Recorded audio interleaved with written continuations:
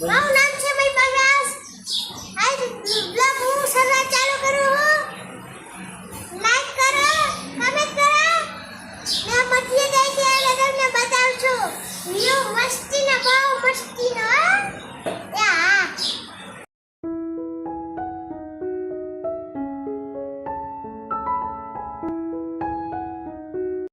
ત્યારે આવ્યા હું વાત કરવાની પીપાલ કોળિયાર માતાજીના મંદિરે આરતી કરવા.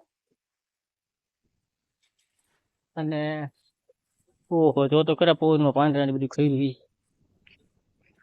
નકરા પાંદડા ખાઈ રહ્યા તો વાહ એટલા છે ઓલા છાપરા નીચે અહીંયા ટ્રેને ઉડી નાખી. હાલો બતાવું હાલો ટ્રેન ક્યાં નાખી આપણે જોવા જઈએ. હાલો ટ્રેન ક્યાં નાખી જોયા જાય. ક્યાં નાખી કે ક્યાં નાખી છે? પછી ચકલા આવે ખાવા અહીંયા આવે હે?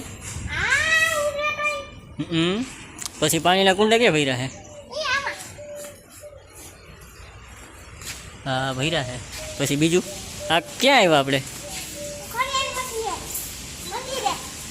જો પાછળ કુંડ છે એ આખું ભર્યું છે.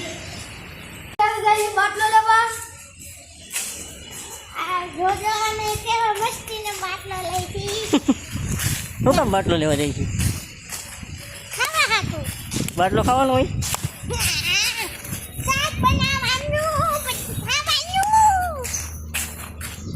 ને પછી જો મિત્રો આ માઇક લીધું છે પણ આનો ઉપયોગ કોઈ દી કર્યો નથી, તો આજે જોઈએ આનું રિઝલ્ટ કેવું છે એ.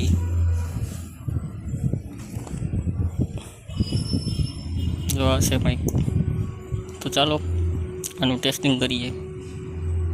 જો આ માઇક છે અને આમાં કનેક્ટ કરી દીધું છે મોબાઈલમાં. આજે ઉપયોગ કરું છું, પહેલી વાર કોઈ દી ટેસ્ટિંગ કર્યું નથી આનું. રિઝલ્ટ જોઈ જો વ્યવસ્થિત આમાં રિઝલ્ટ હોય આનું સારું એવું તો આનું રોજ ઉપયોગ કરવો છે. તો અત્યારે બેઠો હોય મેરી માથે છત ઉપર. મંદિરે ગયો તો પણ મારે ધૂનમાં જવું છે હનુમાનજીના મંદિરે. આજે શનિવાર છે, ઢોલક વગાડો થોડીક વાર જાઉં ત્યાં લીબાને રિયાઝ થઈ જાય અને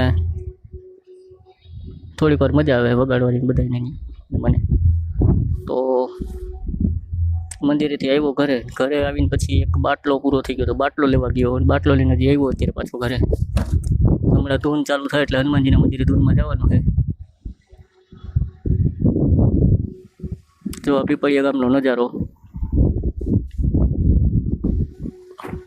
ચાવડો કેસરી કલરનું શિખર દેખાય, રામજી મંદિર છે અત્યારે ત્યાં આરતી ચાલુ છે.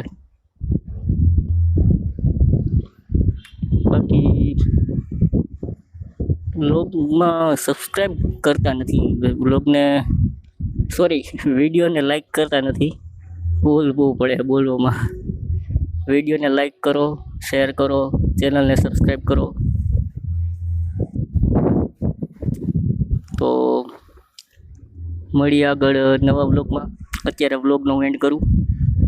Thanks for watching. Bye. Mahadev Har.